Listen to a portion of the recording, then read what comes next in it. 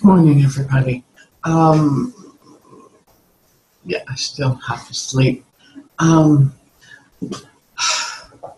I did something yesterday that probably a lot of you can relate to, or maybe it felt in some way, shape, or form. I figured out exactly where I sit financially. Um, you know, student loans, money in the bank, bills coming in, the whole 9 yards. I really detest doing that. When I look at my finances, I'm aware of a bunch of things. Okay, one, I'm 54. I don't own my own home. I don't have a lot in RSPs. I have a little. I don't have a car. All the things that I am supposed to have accumulated according to society's norms, I don't have. And that tweaks in to a what I call a bound nature role. You're gonna have to think up a better name for that. It's the externalization of a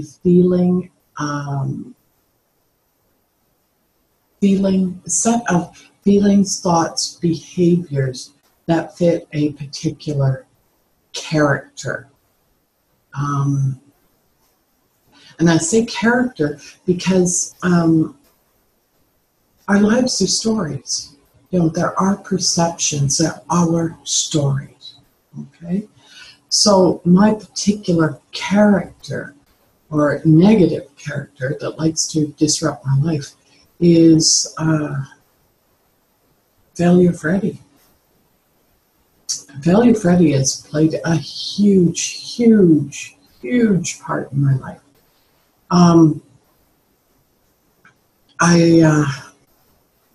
I used to run everything or filter all my actions, all my behaviors, thoughts through Freddy. And what happened was that I would start viewing everything as a failure. Absolutely everything. Financially, I'm on the wall at the College of New Caledonia for outstanding students, no less than 3 times. Yeah, you can find my name on that wall 3 times. I got bursaries. Did I get the big scholarships? No. And that's where Freddie chimed in. Yeah, well, you didn't really get any big money. I was over a 4.0 grade average in college. That wasn't good enough. I wasn't the best. Got into university. Yeah. In university, I had 2 boys to raise. I was working full-time, and I did my master's. I finished my bachelor's, and then I did my master's. And I did it. I did both of them. I did some pretty amazing work while I was doing it. And then I came out, and I had student loans. Now, interestingly, student loans told me, they phoned me up while I was doing my master's, saying that if I could afford to do a master's, I should have paid them back first. I wouldn't have the job I have. I wouldn't be where I am if I'd done that. I just couldn't believe it, because in their eyes, I should have been either continuing loans in order to do my master's, or paid them back. And the fine print, and watch the fine print on your student loans, people. My understanding, most people's understanding, was if you are still in school, you don't have to pay your student loans. No, if you're still getting student loans, you don't have to pay student loans. So, yeah, it was nasty. I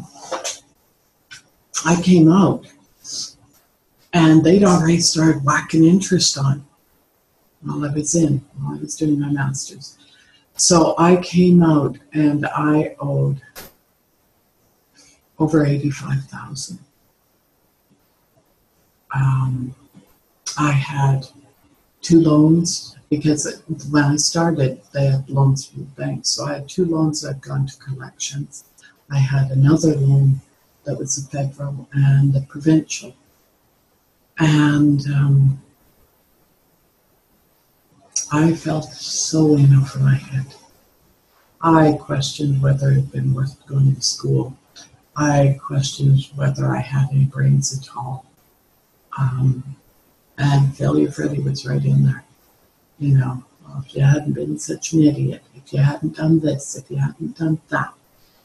And when I was doing my finances yesterday, I was figuring out exactly where I am. Failure Freddy was right there going, well, look at this. You have an, this was good.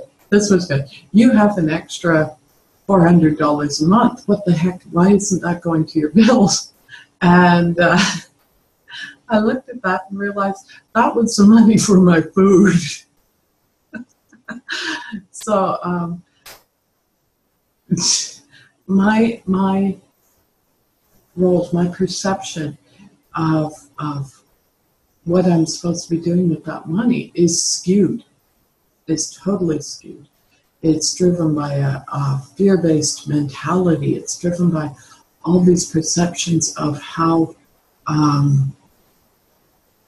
much of a failure I am. Realistically, I've paid that down considerably to where I'm very, very close to being in my, what do you call it, the one finger, under 10,000.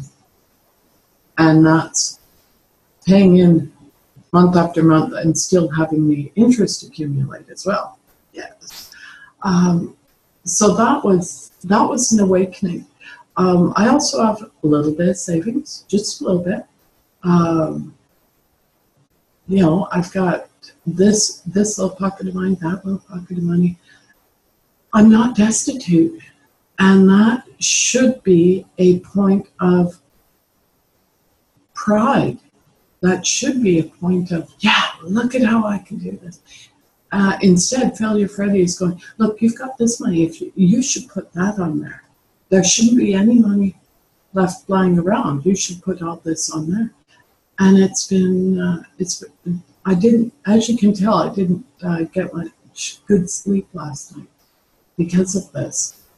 Because I let this particular negative character have so much space in my story. What didn't I do last night that would have helped us? I didn't write them out. I had all the time in the world to write them out and just get rid of all of this and leave it in my journal. And I didn't do that. And once again, these negative characters keep coming up. Another character is going, well, just distract yourself. You don't want to think about that right now. Just go and read a book. Just do this for a few minutes before you go to sleep.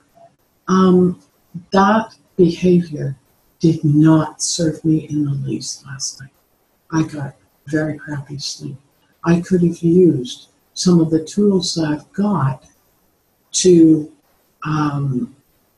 actually get a realistic picture or just nullify that negative character, and I didn't. Consequently, I didn't sleep that well. So, is this going to affect my day? Well, I saw bits of it.